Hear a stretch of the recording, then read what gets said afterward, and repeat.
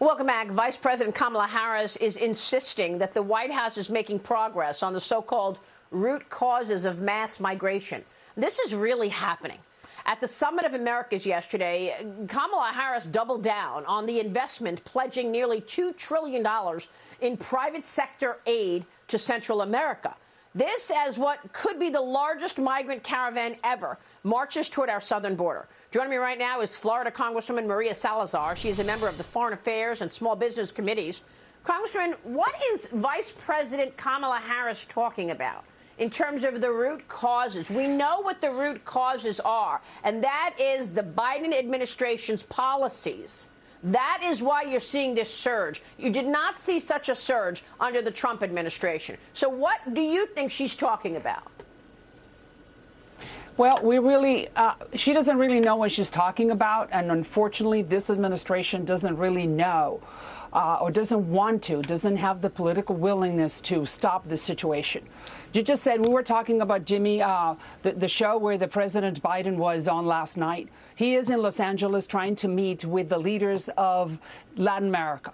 You know, I was Central American Bureau Chief. I know that region very well. And what are they doing? Venezuela, Nicaragua, and Cuba were the ones who were mandating this summit, because AMLO, the president of Mexico, refused to attend and meet with the president of the United States because those three thugs were not invited. Not only that, Honduras, El Salvador, and Guatemala, the three net exporters of people to the United States.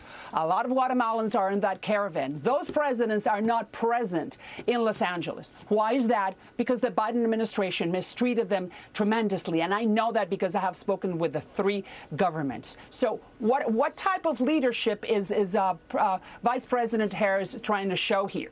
What we need to do as the free world and as the big guy in the neighborhood, we got to be sitting with those countries that are exporting those people and saying, how can I help you keep your people home?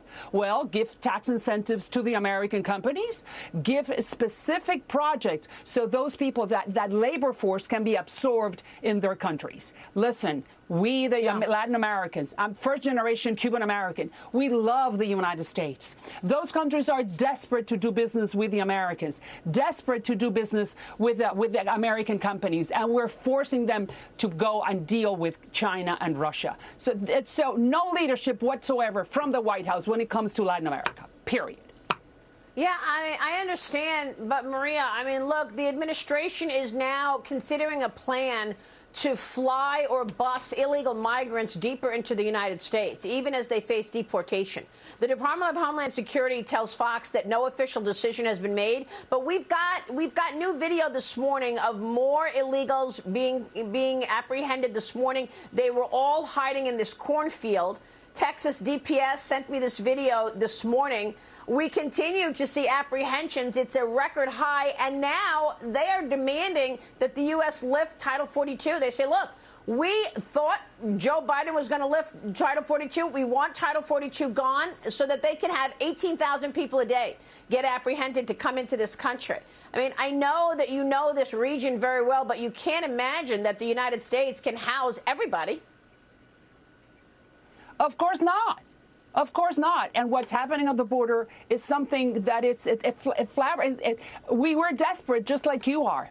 We, the Hispanics in the United States, 23% of the population, I've always said it, we do not want open borders.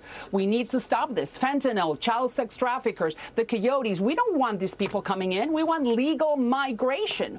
But the administration doesn't know what to do with it. And unfortunately, what I think they believe is that everyone who's coming in through the border is going to be a vote for the Democratic Party. And that's not going to happen because, as you see in the latest polls, the Hispanics are coming to the GOP because we're not socialists. Because we want to live the American, but that doesn't mean is that we have. Let's go back to the border, which is the topic that you're asking me about. We don't have a plan. This country, the administration, doesn't have a plan to stop what's happening at the border. Not only the people, but the fentanyl as well. So this is in the executive branch hands. It's in the executive. I have been telling them over and over again, why don't we pass? I have presented, and I have said it to you, a law, an immigration reform law, where you seal the border. Seal the border. If I catch you coming back, once you were deported, you're going to go to jail for a long time.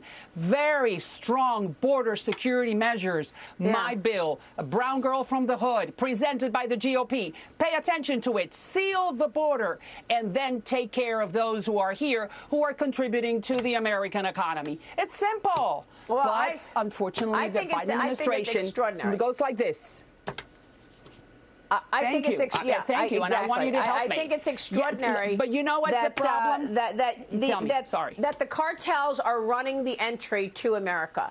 I mean, America, the greatest country in the world, the freest country in the world, has its borders so porous that you've got dangerous cartels running it. They are running the entree to the U.S. They are taking home $200 million a week.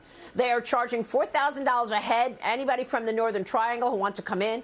They're charging $20,000 to $30,000, anybody who wants to come per head from the Middle East. And from China, you'll pony up $50,000 a head, because migrants are coming from 160 countries, not just the Northern Triangle. And instead of focusing on the people's business, like the wide open border and like inflation, the House passed a sweeping gun reform bill yesterday. It includes raising the minimum age to buy a semi-automatic rifle from 18 to 21. The bill is unlikely to pass the Senate, Congresswoman. But look, practical ideas on gun ownership is good. People want to see practical positives, but there's no focus whatsoever on the other issues that are important to the American people. What are you going to do about it as an elected official? And I agree with you. And then just going back to the border.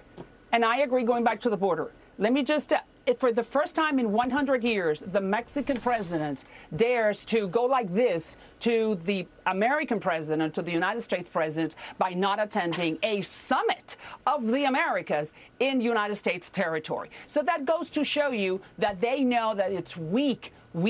Not only the Mexican president, but the coyotes. They know that when they smell weakness, and these are bad actors, they're going to profit from it. So it depends on us, the United States government, our administration, to say no more and seal that border. You know why? Because we do have the technology. How do I know we have the technology? Because it's in my law. You put a lot of towers, a lot of drones, a lot of people. You put everything you need to. We have the technology to seal the border and let in whomever we deem necessary for the benefit of the economy of this country. But there's no leadership. Yeah. So believe me, I am in Washington. I am in the thick of this. And I am telling you that the ideology that surrounds the people that are close to the president, they are neo-Marxist. Yeah. And when you're a Marxist, then you have, there's a slew of problems coming in. So what's going to happen? We don't know. And may the Lord help us.